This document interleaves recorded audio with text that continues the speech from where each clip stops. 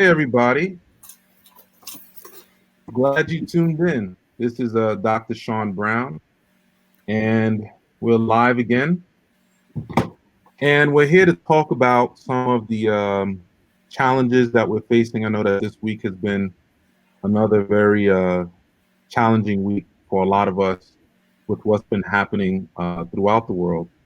And because of that, I thought it was important that we should speak about what's going on with our families. And so we're going to have a conversation, and I'm so happy that you got a chance to join in. And we'll start with this.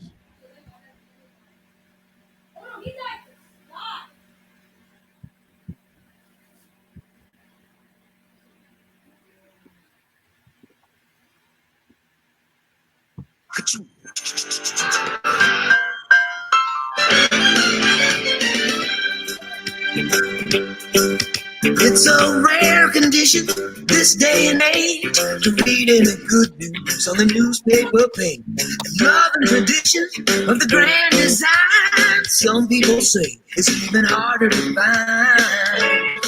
Well, then there must be some magic clue inside these gentle walls. 'Cause all I see is a tower of dreams, real love bursting into every scene. As days go by, it's the bigger love of the family.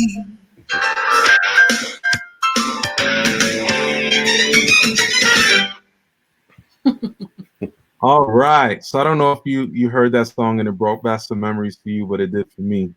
And today our topic is family matters, how to maintain a healthy marriage and raise happy children during a crisis.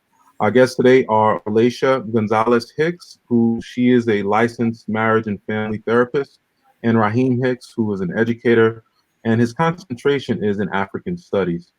And it's so great to have them on today because I do believe that during these times, our marriages, our relationships with our children, um, they're in danger in many different ways.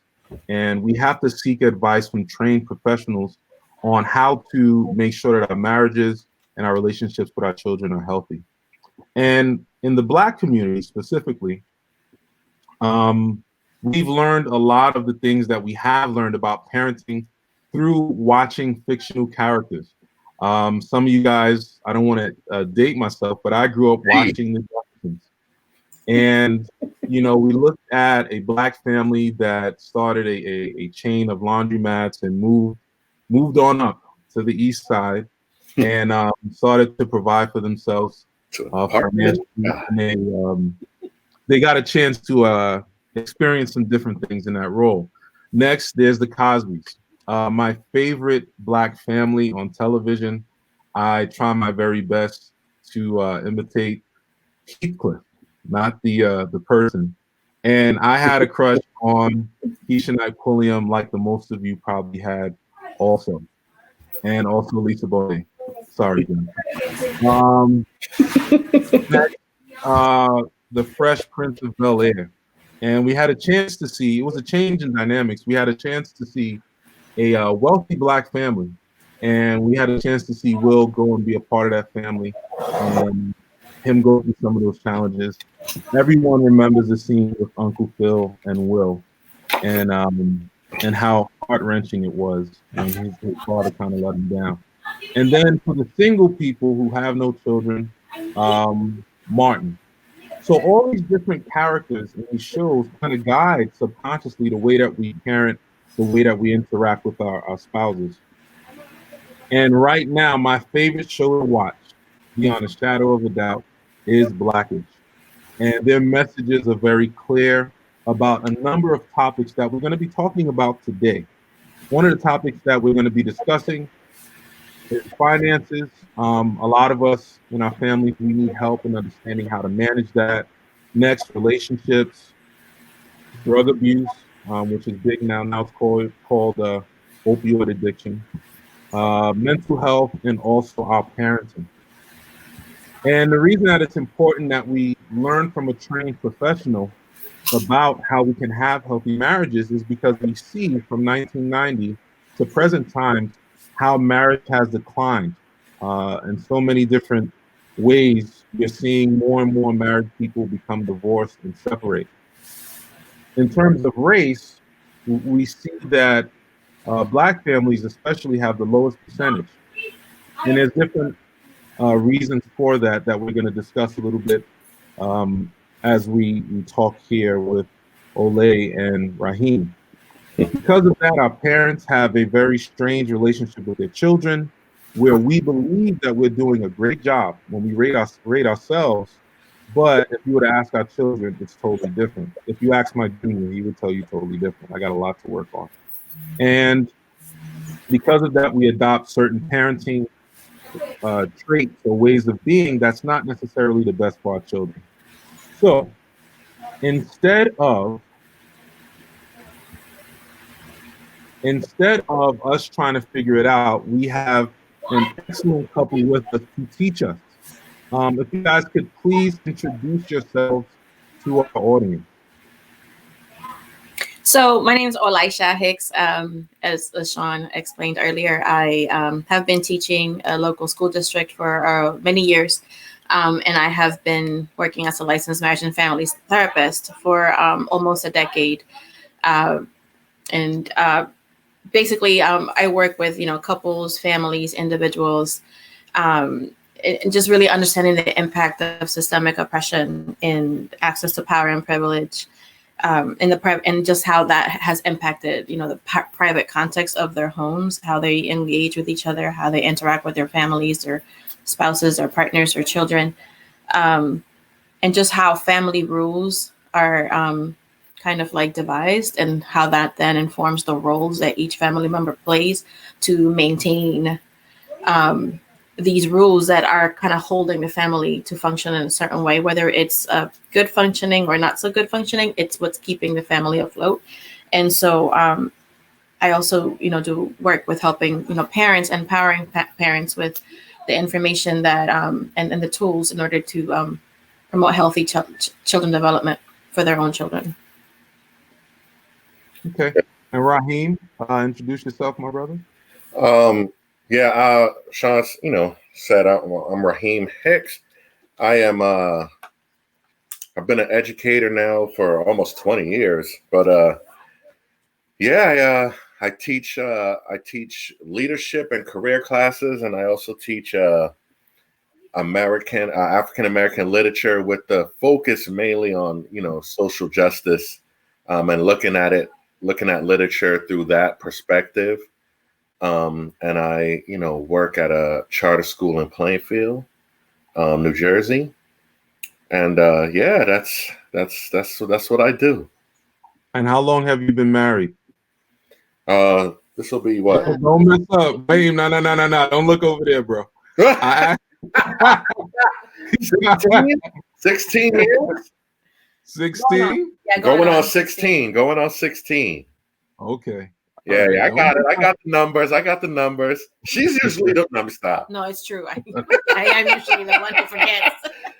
You start forgetting after a while. You just go, yeah, we're together. A while. Yeah, 16 years, man. So, the reason that I wanted to have this conversation is because, one, I always want to, keep it very personal and local. Something that I learned from Glenn Singleton.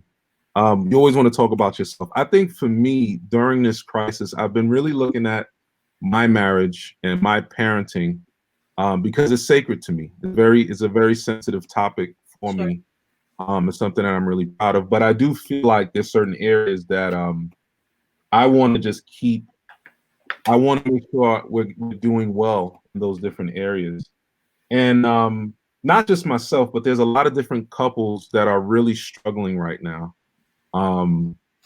People wanting to get divorced, physical abuse. There's different things happening. And the first question I wanted to ask you is what's happening now? And just based on your research and what you know, why is it that during this time, those feelings of wanting to separate, tension, conflict, why do you believe it's increasing during this crisis? Well, I'm going to, if you give me 1 second, there's a lot that can be shared about this. So Can you see the slideshow? Want to pull that up for us, Shawn? Yes, there. Oh, great. So why are families or couples, going through different marital discord, or why speak of divorce, even domestic violence?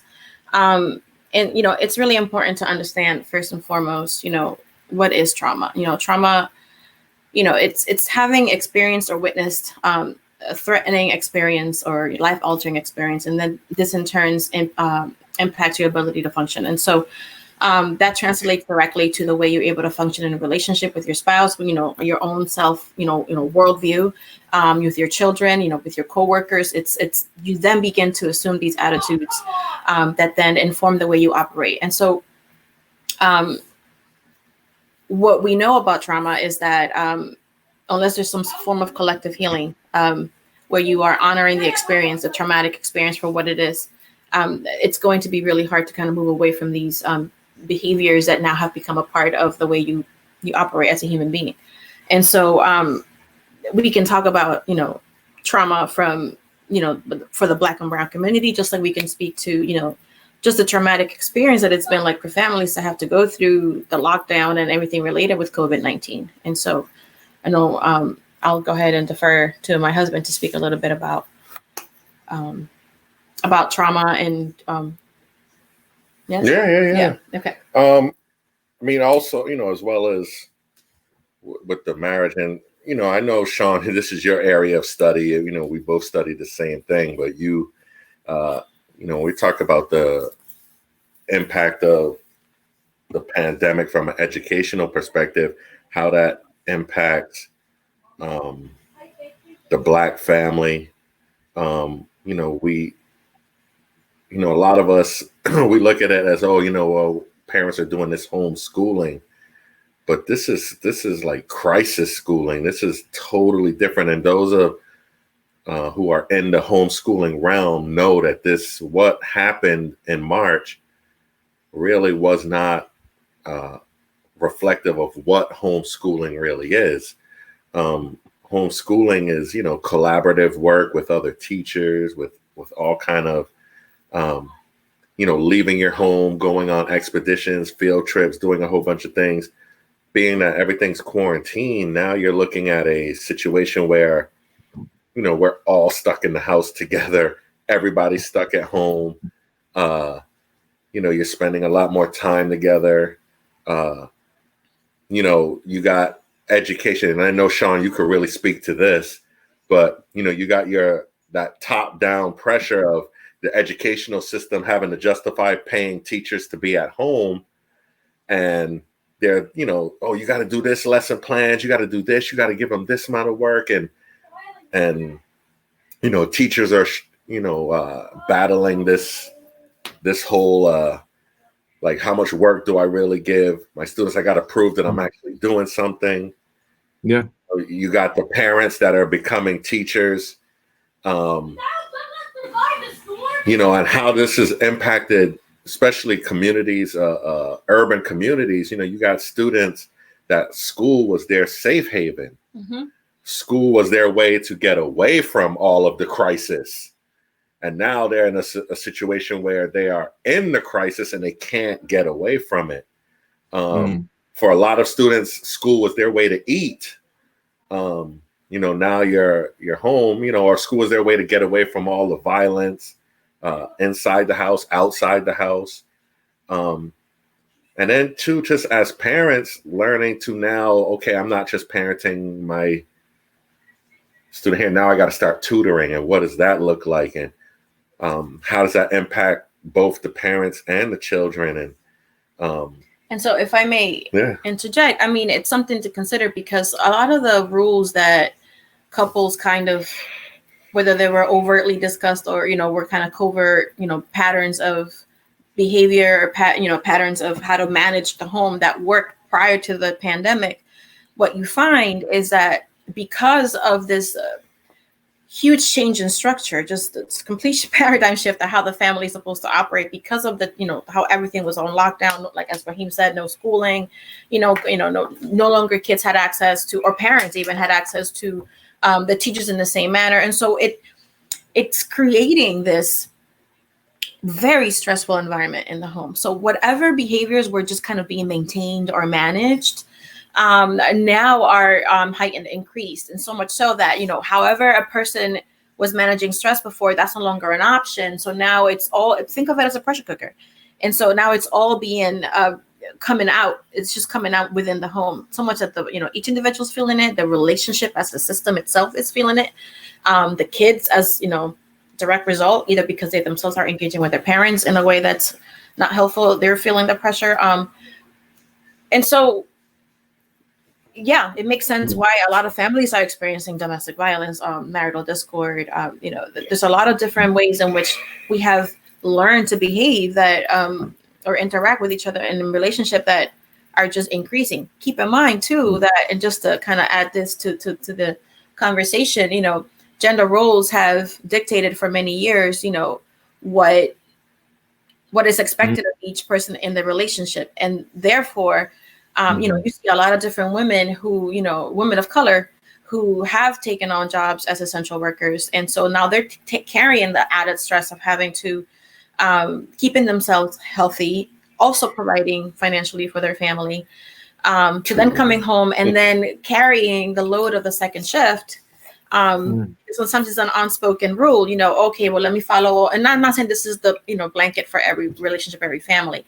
But typically, the caretaking role of carrying the second shift and making sure that the kids are doing their work, or, that they're okay, or that they're wiping the tear, it's falling on women of color. And so, it's not just one thing. It's not, this is not just all falling on women, or this isn't all just falling on people of color, but there's also, the idea of intersectionality. It's like, Rahim spoke to, access to, the school, because the school will, provide a meal for your children. In some cases, it will be the only meal that your kids would have, depending on the circumstances of the home. Access to whatever class you belong to has an impact. But then also, if you're a family of color, then that has an impact. And then again, if you're, a woman, or if you're, a male, and then how do all those identities intersect? Has a direct impact into how each person is going to behave and act in a relationship. And so we can't assume that all of these other systems that surround us, educational system, judicial system, political systems, we can't assume that these do not have an impact in how we choose to operate within our homes. And then in turn, how we then interact with each other in our relationship. And so I'm putting this resource up because I've done work with Dr. Rahime, and so, and this is her book, and you can get it from her website. I believe you can also get it through Amazon. And her work focuses a lot on dismantling systems of oppression and creating decolonial spaces for, families to really experience some communal healing. And so just put that resource out. Yeah, I think for me, just to talk about myself, I hate when people get on here and they start talking about the world and everything else, but they never want to expose themselves. I think for me, man, like being home is a blessing, because a lot gets exposed. And, hiding behind, Jennifer, I'm busy, I'm really busy, I got a lot of things to do, I'm busy. Now she's like, you're busy doing what? Like, you need to go and help out with the homework, and you need to clean this up.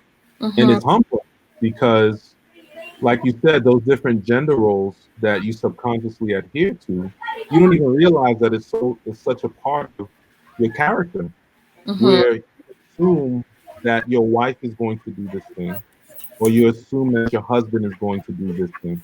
And it's just an assumption that you go with. And it's been humbling. It's been very, very humbling.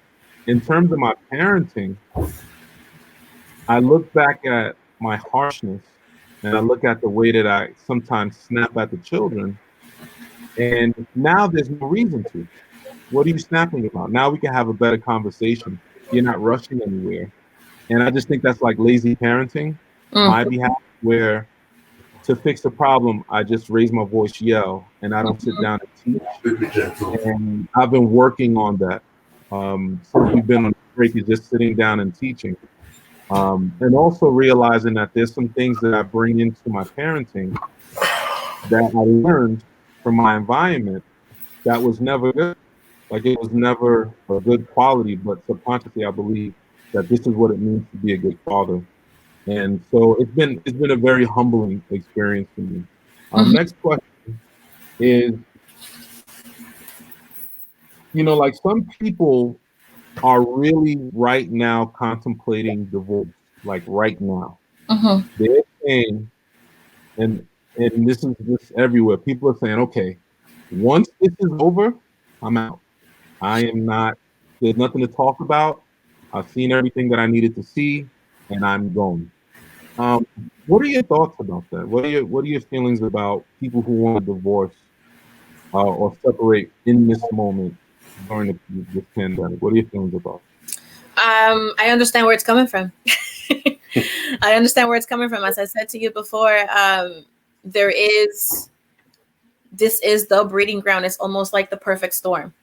And if you are now, I don't know what specific situations people are having at the same time. Is this the first time that the thought has come up, or has it been something that you've been contemplating, or is it that the pressure cooker of being in the same four walls during the pandemic really revealed certain things about the way that your family and your marriage is functioning that you no longer want to be a part of? And so it's a lot to uncover. I would like to point out, and it's very important that I do a lot of work with families who experience domestic violence. And so I just want to put that number out because this is a New Jersey number. If you're not in New Jersey, I'm sure you can definitely look me up at Therapy with Fic, and I can, help you with, finding the resources within your particular state. But it's important that you seek help, because even if it's just an event that happened during the pandemic that put you in your family in harm's way, it's very important that you understand that those patterns that led to that didn't just come up out of the blue during the pandemic. And so I just want to caution everyone to make sure that there is no shame in seeking help. It's no shame in getting assistance or letting it be known that that this is happening in your home. And so for couples that are experiencing divorce, it's very likely, or that are contemplating divorce, it's very likely that they are subscribing to what Gottman described as the four horsemen of the apocalypse. And he did extensive research around, what leads couples to want to end up in divorce. It's been known for many years. And so really quickly, and this is a research to his book, criticism, which is basically, complaining as if your spouse is the defect, as if your spouse embodies this defect, this complaint, rather than just, discussing what the issues are based on the behavior or defensiveness. All right. Could you give a detail? Because I like what you just said, like looking at the spouse as the defect. Like an example of that would be. Oh goodness. You say the gender norm, or whatever, the family rule and unspoken is that, one spouse is cooking dinner all the time.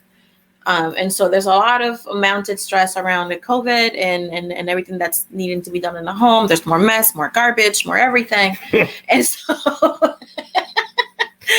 more money spending. More money, more money spent on the grocery bill. But the spouse says, instead of saying,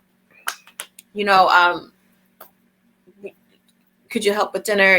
There's a lot of things that I have on the agenda that need to get done, or, there's work that I have to do, or instead of, oh, there's no food to be cooked, what should we do about that? Instead of talking about the problem, now that there's a comment being made about the spouse, you're so lazy, you are so inconsiderate, you don't, you're the defect. Now you're the spouse is the problem, rather than the behavior. And there may well be an issue with the spouse needing to really work on the consideration, right?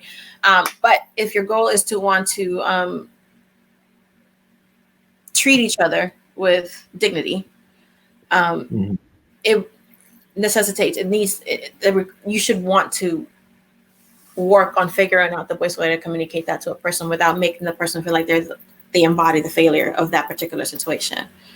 I'm happy with saying this because my wife is on the line and she's been very hurtful to me. And she says very hurtful things to me a lot about who I am, and it hurts very, very bad. And she gives but this is the thing. To your point, and I want to speak to Rahime about this a little bit. My wife tries every possible way to communicate what she's trying to say. Hey, Shawn, could you please, if you don't mind, could I bother you for a second? Like she tries everything, and I always land to some defense mechanism to justify. Well, no, it's just the way that you winked your eye. That was the problem, or your tone. Right.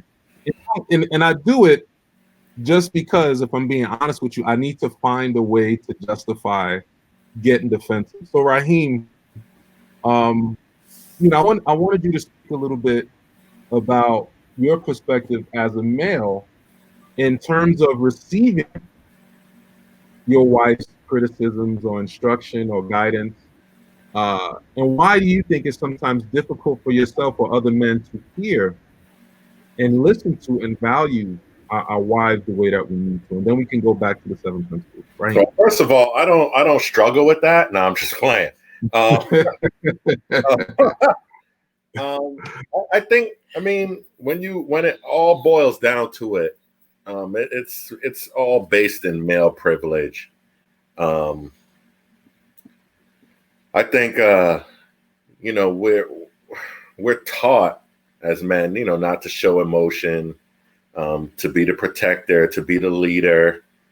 And then when you receive instruction or when you're being corrected, there has to be a vulnerability there. And a lot of times, as men, we're, especially as Black men, we're definitely taught to conceal or to cover or to deflect. So people who are in privilege, when they're usually challenged, it is the default to deflect. Perfect example, I don't know. I think one time I was playing video games with my son and my wife was doing some cleaning, and later on in the day, she pulls me in the room. That you fellas, this, what happens when you get pulled in the room. Yeah, that's a painful feeling, man. I get scared. I get so scared when Jennifer says we need to have a talk. And she goes, it would have been great if you had just offered to help clean. Not that I needed you to clean, but do you want our son to think that that's all women do?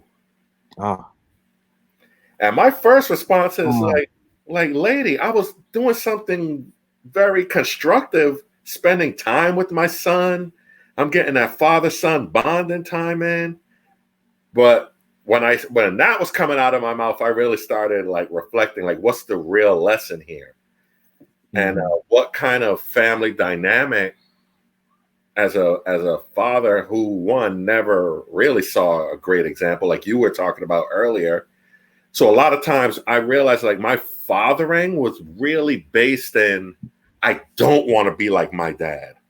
Because I never had a real example. Let's stop right there. That's really, that's important. A lot of us grew up in single parent households and we are working hard not to be that guy, to the point that we end up doing worse in some ways. So you're working from a place of bitterness, and you're coming from a place of dysfunction, right? And it took me a really long time to kind of understand this.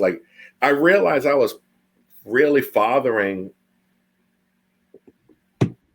to show my father, in a sense, see, I'm better than you.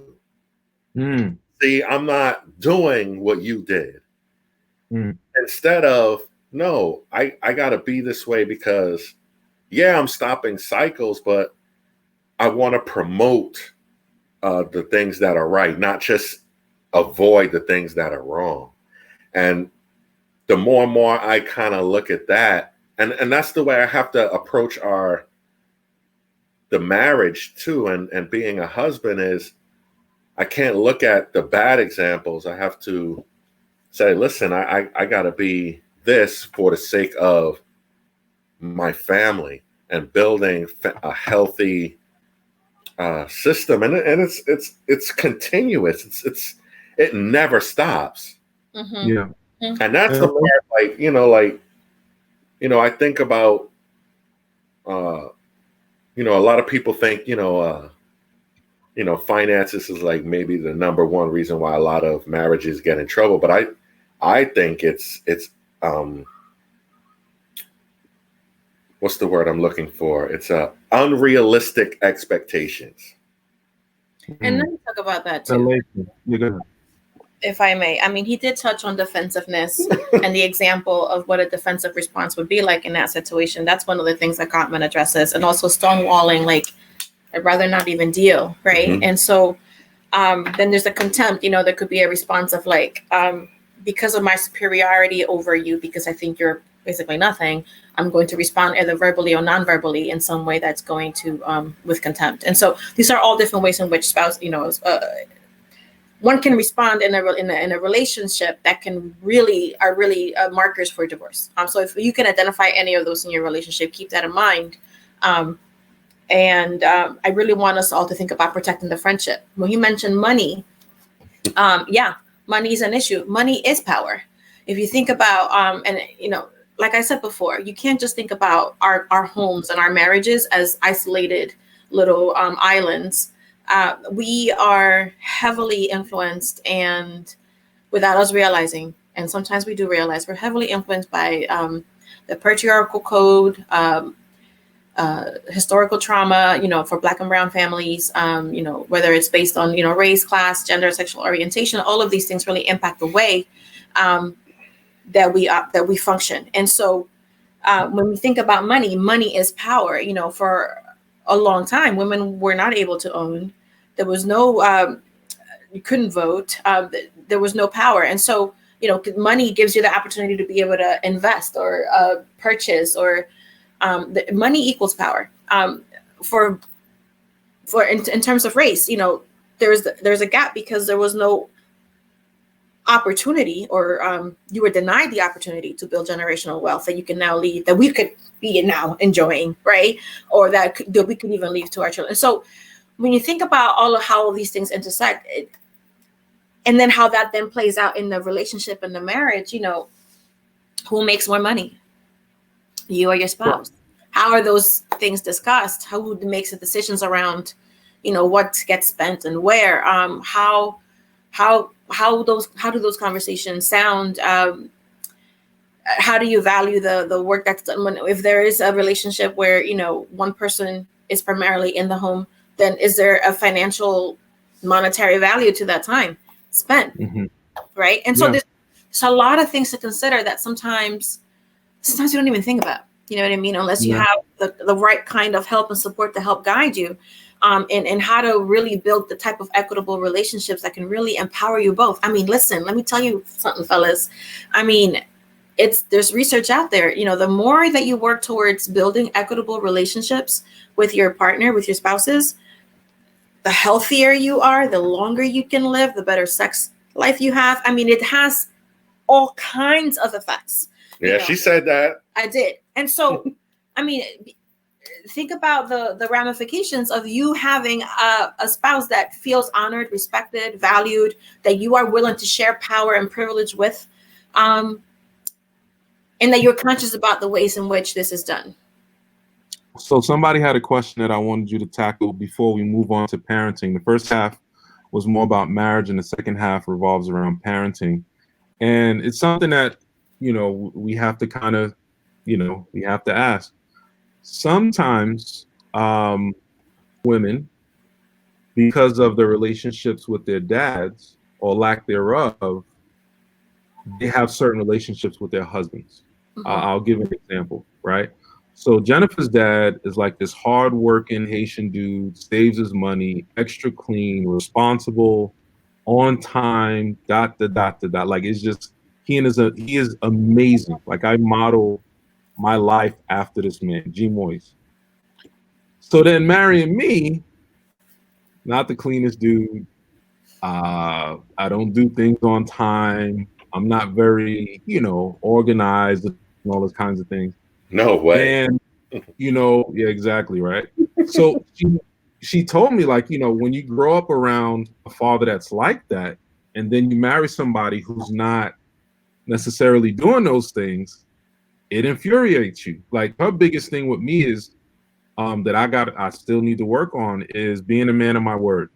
If I say I'm going to do something, do it. If you're not going to do it, don't say you're going to do it. And that's something that is difficult for her she cannot be okay with that. And I try my best, but I fall a lot. The flip side of it, so that's what's good about it is I have a role model, a person I can follow and imitate and say, you know what, I want to be like Mr. Morris. He's a great example. I want to imitate him. The flip side of it is, what about, the female who didn't grow up with the dad? And how does that relationship now change when you didn't have that example? Where sometimes, and I'm not saying it always happens, but some men almost feel like, I want to be your husband. I don't want the blame of, I don't want to be a father. I want to be your lover. I want to be your friend. I don't want to feel the brunt of anger that you have towards your dad. I feel like you're placing it on me. It's layered. The answer to that is that it's layered. I think each individual has to take responsibility for their own well-being, mental health. Just like if you have a cut, or if you're feeling feverish, or if you're having COVID symptoms, you would call your doctor. In the same way, if there are issues in the relationship that you are committed to, that you care about preserving, and you are beginning to notice that there is influences from unresolved issues related to your family of origin that are now permeating and influencing the way in which you even view your spouse or your partner, it's important that you seek out professional help. And it doesn't mean that something's wrong with you. It just means that, like everybody in the world, there is a need to seek a level of support with somebody who has gotten some level of training around how to help you to see how being married to your spouse doesn't mean that it's the same that you should be having the exact same expectations as you witnessed. I mean, in your own upbringing. I mean, because there are so many different things that could have happened to people. People come from different backgrounds. One would consider a well-to-do family from, abusive situations, or absent parents, or, maybe the impact of substance abuse, or there are so many things that make you the person that you are. And so I think it is everyone's responsibility to seek out assistance. Now, if you are as invested as your spouse in the relationship, I think joining couples therapy sessions would be ideal in figuring out what role you play in protecting the friendship and the relationship, because something got you to want to be in this together for the long haul. And so whatever that is, we need to come back to that. And I'm not saying focus on that solely and by itself. I think also keeping in mind all the overarching factors that influence your relationship, it's important. But you have to go back to figuring out what's going to help you protect that friendship. And that's what's going to then help you to respond in different ways than the types of ways that, like what Gottman was saying with the four horsemen. Because if you focus on the friendship, you focus on the value that you put in this individual to say, I do, then it's like, okay, there are qualities that drew me to him that would make me want to see this in the long haul. Now, mind you, that's not the case for everyone. There are some people who are not going to want to stay. And that doesn't mean that you shouldn't seek therapy nonetheless. I think, if people are really considering divorce, therapy is still the best way to go, because it can help you figure out how to even not repeat those same cycles if you're ever going to choose to move on to other relationships in the future. Right. And the reason why I want to be very clear, because I know sometimes, especially men, man, we hear the word expectations and then we automatically start thinking, well, we got to have expectations. Of course, expectations is a part of any relationship.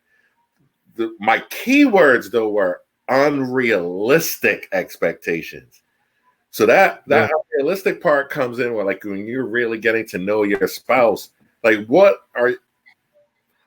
if you know your spouse is not the cook, why would you expect to come home and find a well-cooked plate in front of you when you got home from work? Like, if you know that your spouse is not the cook, you know what I mean? Or like, maybe those roles haven't been really defined, right? So I just think it's being aware, and it's not that the spouse doesn't work on those things, or that the person doesn't try to grow.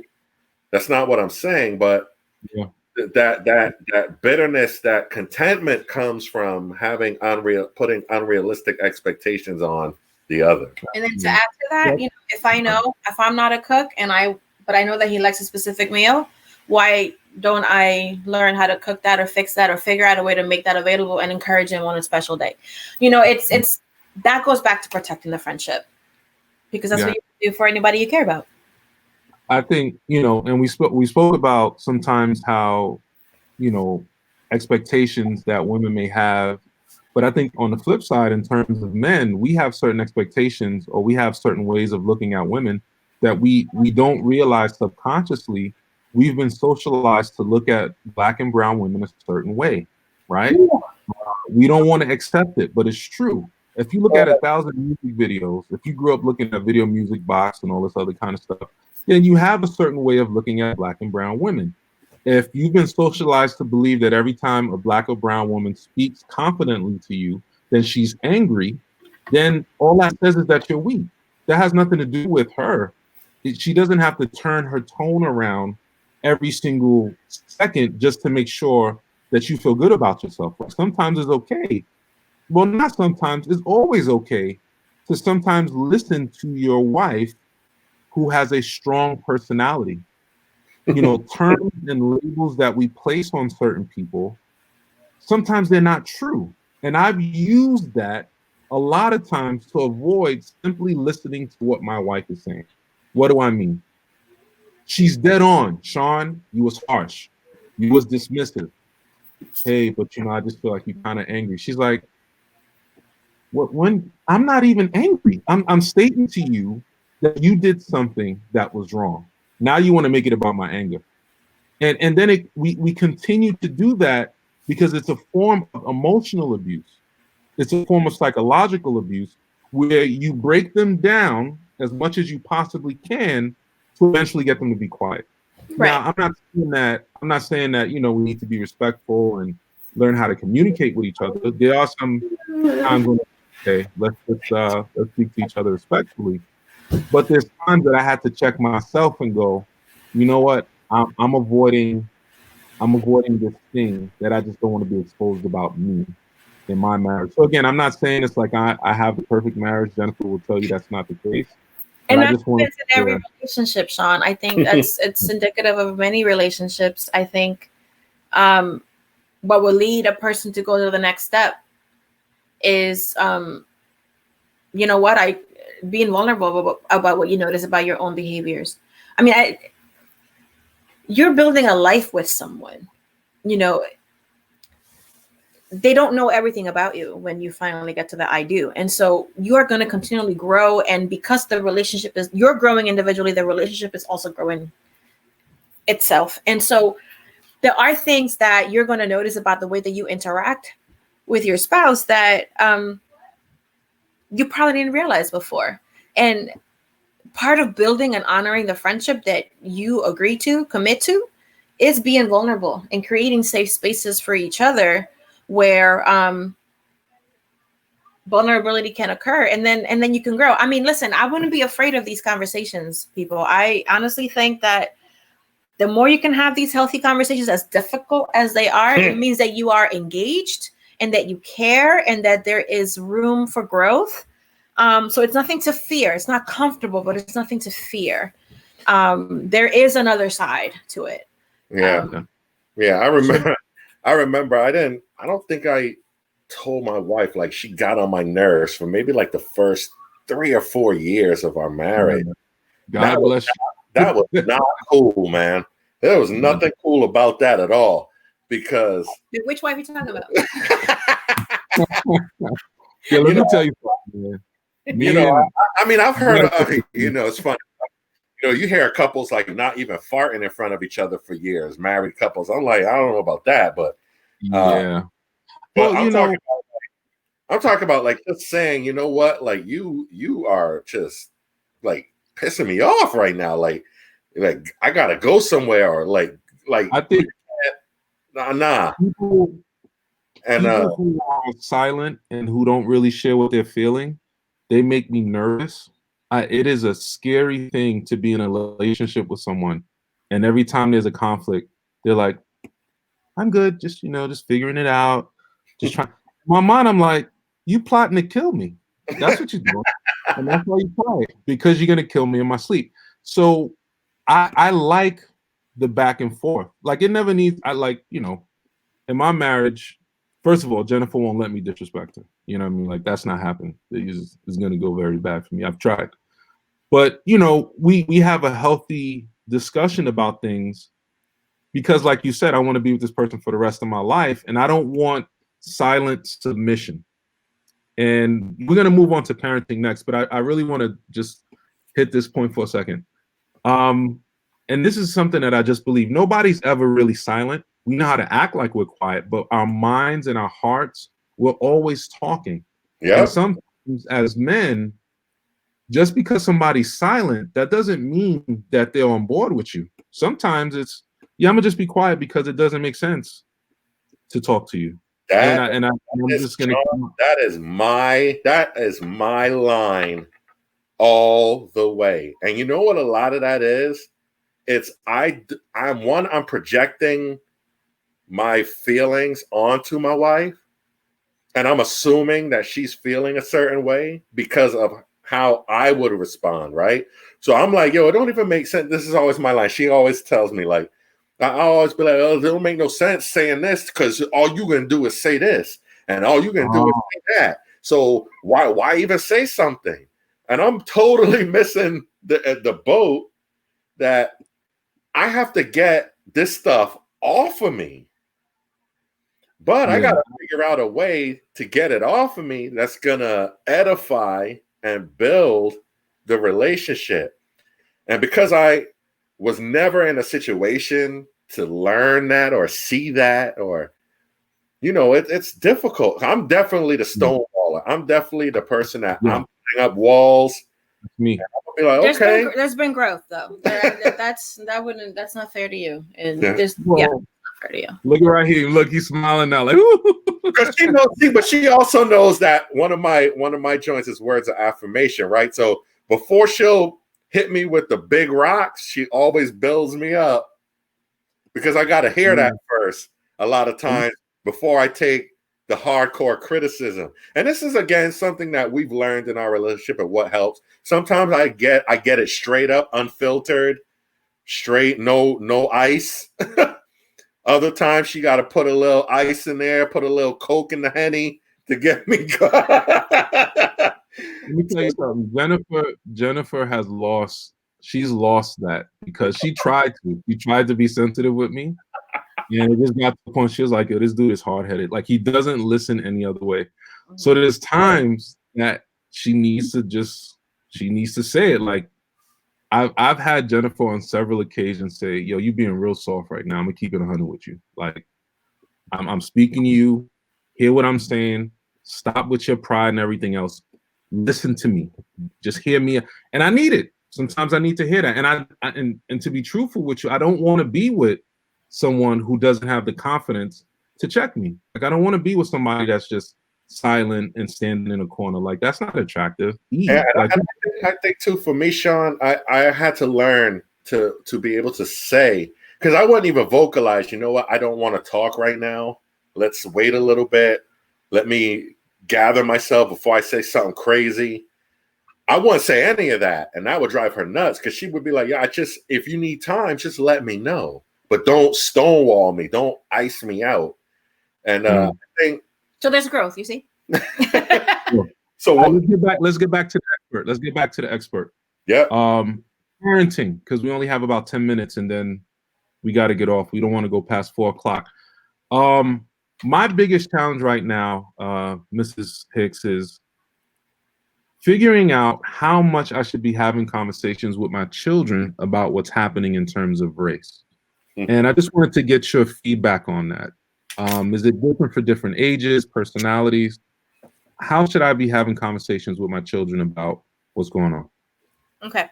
So, and with respect to time, I go through this as quickly as I can. I think we can't assume that our children don't know what's happening, that they haven't heard, or that they're not aware, or we can't just make these assumptions. And so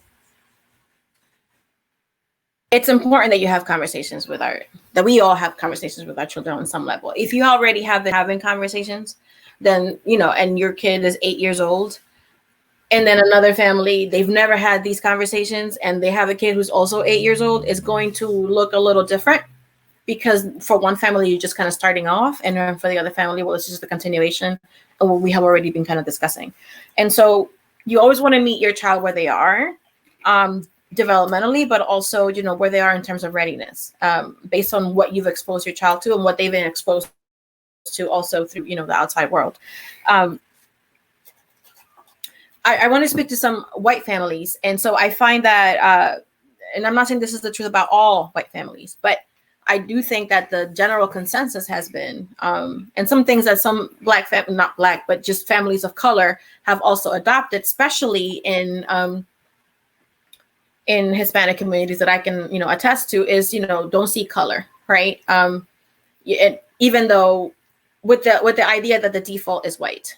And so if we're going to think about it that way, then, for those families who identify as white, and, you haven't had the opportunity to seek out these conversations with your children, you have to start with your own education, with your own process, in order for you to be better equipped to have these conversations with your children. The best learning takes place relationally. Think about when you learn language, right? You learn a different language, or when you learn your own language. By hearing it and talking is when you start really developing and articulate. And so if you want our children to begin to articulate, the best way to do it is relationally. So if you are feeling like, if this is not something that I can do on my own, no one really should be doing that on their own. I think we should all team up and start building our village around ourselves and our children, so that we can raise them up in the way that we need to. And so none of this should be done in isolation. In terms of ages and, differences in terms of what they, what you should be addressing, I want to start with the older kids first. A lot of teenagers now are starting their own protests in my own communities that are being spearheaded by teens themselves. I know of seniors at the school that I teach at that have begun podcasts, and I've listened to their podcasts. I mean, some parents don't feel comfortable with their children going out and protesting because of COVID, and that's totally understandable. And so there are different ways to let our children be empowered and have a voice. This is very important. You should definitely help them in whatever efforts that they want to pursue that help them to have a voice with regards to preserving human dignity. Because that's important. That's something that you want your children to learn and understand. As you go down in high school and go down in the ages, there are requirements for, literature books that the kids have to read. There's movies that you all may watch together, or movies that come out, right? And there's conversations that you can have around, the characters in these books that they're reading about. Well, are they Black? Are they white? Is the author clear about that? What are some of the issues that they're dealing with regards to their race? A lot of these books are written with a certain context built around them, and you can have these conversations with your kids. Not only does it impact their literary and academic achievement, but now you're like building socially responsible intelligence in your children as well. and that goes for all ages. You can do that with a children's book, with a little 5-year-old book. Mm-hmm. Kids who are very, very little, we're talking about toddler ages and into, kindergarten, they're very aware of color. They know what the crayons look like, they, and yeah, black doesn't mean like the actual black color, but we can talk about blackness as, as a cultural perspective. We can talk about, you could be as light as this, but still be part of the Black community. And this is what that means. And not making it like an authorizing conversation, but make it like, this is beautiful. Look how different we all are, and at the same time, we can all share and learn from one another. I think it's very important for us to start conversations, especially with our Black and brown children, uplifting Black excellence and Black beauty. Because we have to combat so much of the dominant narrative that has casted anything that's not normative, as in male, white, heteronormative, anything that's beyond the norm. It's, so we have to really create spaces and opportunities for our kids to hear Black excellence, Black beauty, and so that they can then embody that. So that when they're facing their first bullying incident or witnessing it, they have that groundwork, they have that foundation. They don't have to now believe the lie, but they can, okay, well, what do I know about this already? I know that Black is beautiful, right? So that can't be right. You know what I'm saying? Rather than internalizing what now they're hearing as truth. Yeah, it reminds me of that that African proverb that talks about as long as the lion what is it? As long as the lion, until the lion learns how to write, the hunter will always be glorified, right? And the story will always glorify the hunter. And I always think about that. Like, if we instill in our children what it means to be Black and brown, they can combat the narrative that's out there about them. Because, even as Black men, I think that's been my biggest struggle through all of this, is even though I know I'm validated in my house, when I go out into the street, I'm perceived a certain way. And that's the battle, right? Because you got to look at, I think it's good to let your children know that they are beautiful, but some people don't think you are. And do you have... But what about families who feel like, I'm sorry for cutting you off, we have a few more minutes. There's families who feel like, is this the effects of it, right? So you're talking about race with your kids and they're exposed to stuff on social media. And there's families that feel like this is like, it's every single day we have these conversations. They're exposed to it all the time. It's robbing them of their childhood. They, like, it's like my daughter, for example, she's 5 years old and she was playing a video game and they have these avatars or whatever. And this one kid, she creates herself as this Black princess. And this one kid created himself as a white male. And he took a hatchet and he kept trying to like cut her. And she's 5 and she didn't understand, like, why is he doing this? Like, why is this happening? And I had a conversation. I was like, well, this is what's going on. There's some families that feel like they don't want to put their children through that all the time because it robs them of their youth. It robs them of their childhood. And like, even now with my students and with my own children, they're changing. They're not as energetic. They're not as happy. They feel uncomfortable going outside. So what do you say to parents who feel like, I get it, I need to educate my family and tell them about all these beautiful things and teach them about race, but I also want them to, in some ways, I don't know if the word is be ignorant to it or just kind of enjoy childhood a little bit and not have to always deal with that. What do you think? Well,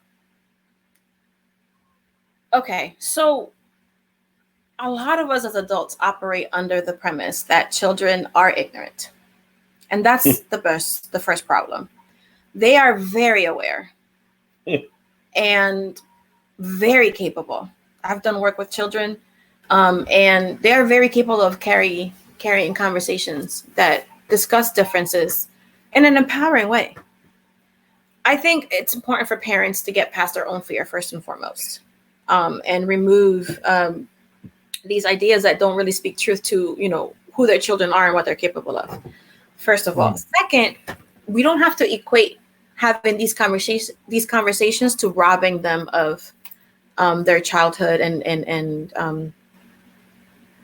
innocence, because that it's not one, and that's not what's happening. I mean, part of being a child is to play and have fun and enjoy life, and part of life means that you are teaching them. Kids are learning all the time through every interaction, everything that they're being exposed to. And so I think that a different way to reframe this for us as parents is that you get to control, I don't like to use that word, but you get to determine the narrative that your children are exposed to as they develop as healthy children, emotionally, socially, behaviorally. You get to dictate and determine that. And so having conversations about the Black beauty and Black doesn't have to feel like a whole separate conversation. If you're a family of color and they know that their little friend from down the street is white, they know this. Kids know this. We don't have to make it a big deal. Oh my gosh, so what did they have? What did they talk about having for Thanksgiving? Oh, they had this and this and this. Oh my gosh, that's like different than what we would cook in our dinner, right? Like, yeah, oh, that'd be cool if we share meals one day. Oh, that would be cool. That's just marking the beauty. Yeah, it does mean that you as a parent need to be more intentional, but guess what? That's the role of parenting. Everything we do has to be intentional. Absolutely. So yeah. The last thing, thank you very much. The last thing I wanted to ask is for parents who are having these conversations, right? So Jennifer and I, we go through pre-colonial Africa, Black Panthers, Kush, Kemet, Mansa Musa. We go through everything.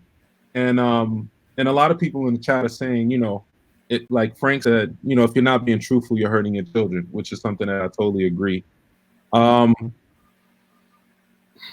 to the parents who are tired. So I'm just kind of tired.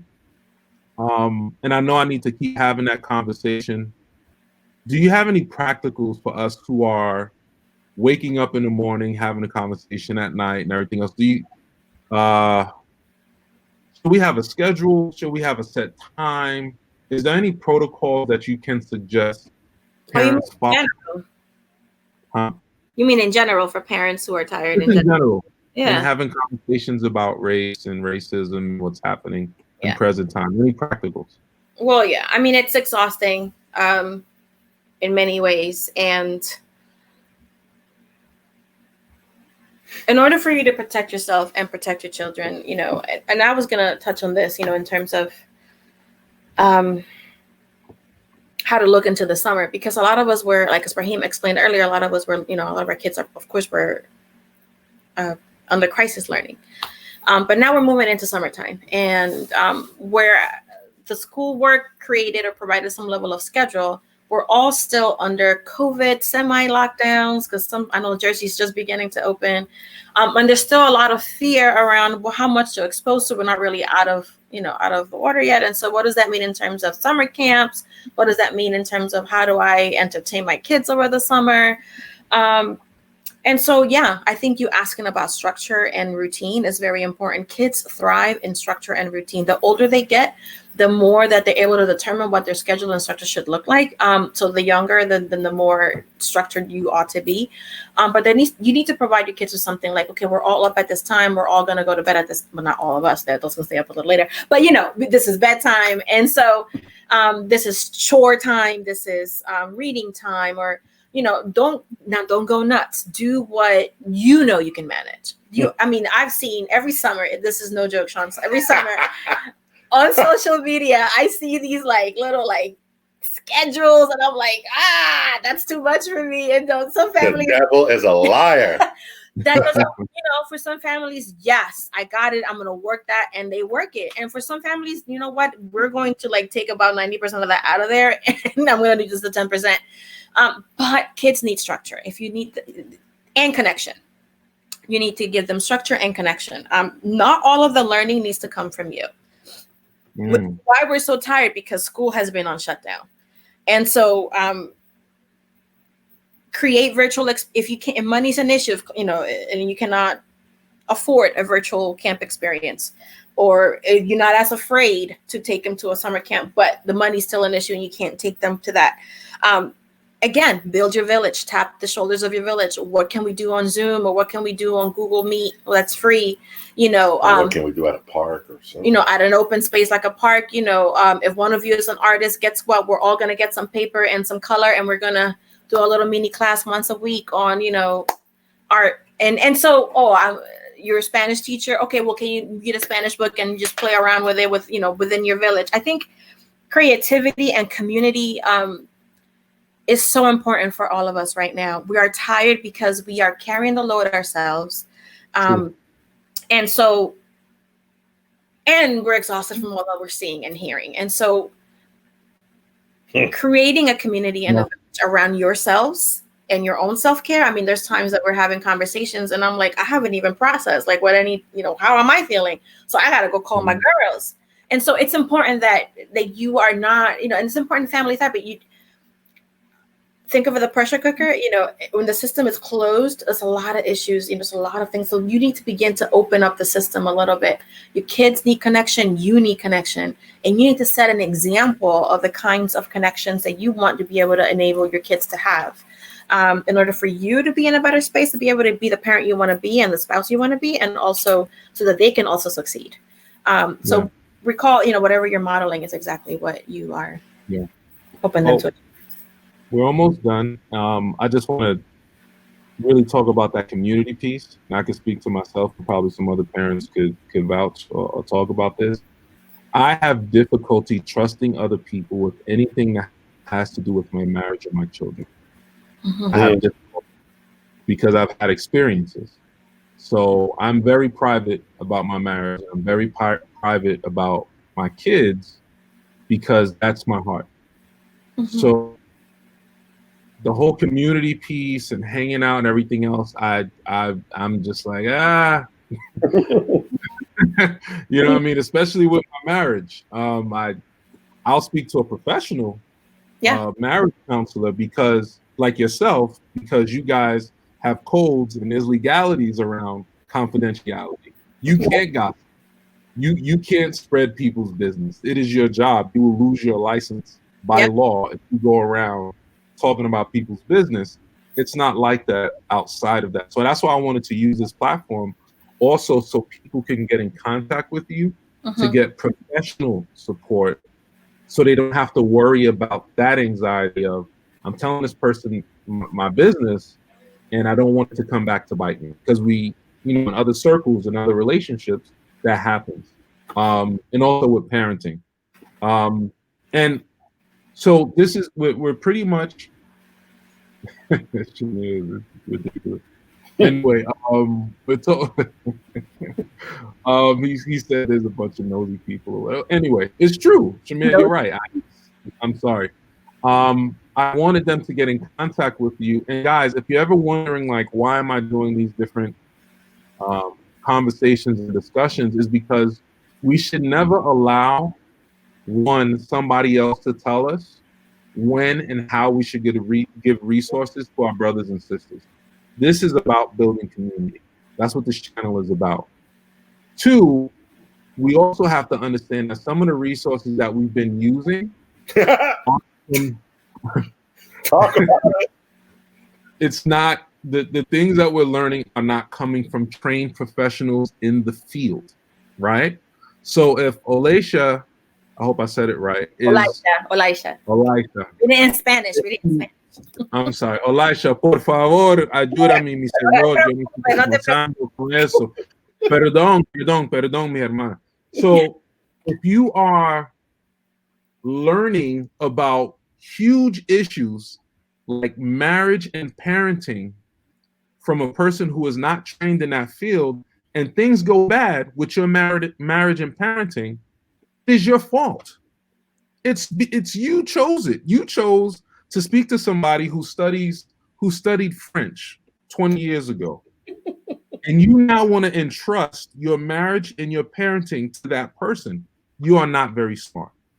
And Yeah, it's folly. smart or being intelligent is not smart. I think it's important that we reach out to people. And if you could put your information up on the slide, I mean, I'll put it. I think there. I mean, if you're already on Facebook, you can go to @therapywithvic and call me through there, and I'll be able to connect with you. You can also email me at FIC Therapy Associates, all one word, FIC Therapy Associates @gmail.com. Yeah. And I'll be in contact with you that way. And if, Yeah. if whatever we get to discuss and, doesn't seem to, if I'm not able to provide with the assistance, I can definitely send some resources or refer you to someone that, could help you. Absolutely. So thanks again, people, for watching. Make a decision to learn. Every space that you go to, figure out how you can learn something. Thank you so much to Mr. and Mrs. Hicks for opening up your lives and being a resource for us. Again, guys, let's not wait for other people to tell us what to do to help our brothers and sisters in the ways that they need help. If you have an area of expertise or something that you want to discuss online with me, please let me know. But you need to be an expert in your field. Don't. I'm sorry. That's what I'm looking for. So thank you so much, family. Thank you so much. I appreciate the opportunity. Thanks, Shawn. All right, cool. Take care. Have a good one. Bye. Take care.